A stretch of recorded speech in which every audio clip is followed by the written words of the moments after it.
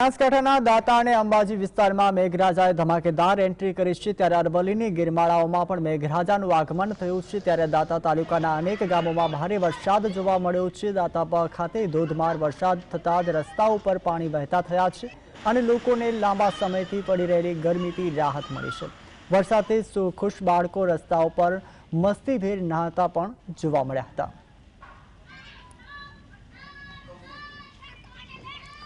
અમીરગઢમાં વરસાદી માહોલ જામ્યો છે। 1 કલાકથી પડી રહેલા વરસાદથી રોડ પર પાણી વહેતા થયા છે। વરસાદી માહોલથી ગરમીમાં ઉકળાટથી સામે લોકોને આંશિક રાહત મળી છે। બાજરીના તૈયાર થયેલા પાક પર પાણી ફરી વળતા ખેડૂતોને નુકસાન વેઠવાનો પણ વારો આવ્યો છે।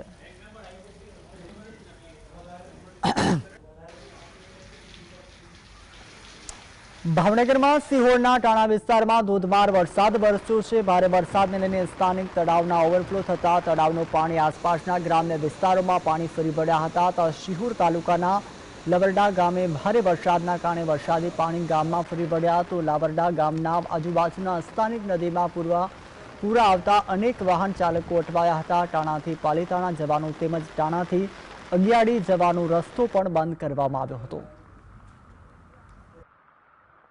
ભાવનગર જિલ્લાનું સિહોર તાલુકાનું ટાણા ગામમાં ખૂબ જ મુશળધાર વરસાદ પડી રહ્યો છે।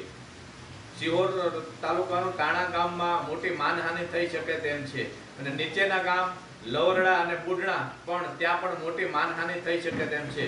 તો કલેક્ટર સાહેબને મારી નમ્ર વિનંતી કે તત્કાલ સહાય મોકલો। ટાણા લવરડા અને બુડણા ત્રણે ગામ ખતરામાં છે, રસ્તા બંધ થઈ ગયેલા છે। તાત્કાલિક સરકાર સહાય મોકલવા આપ સાહેબ, કલેક્ટર સાહેબ, મામદાર સાહેબને વિનંતી।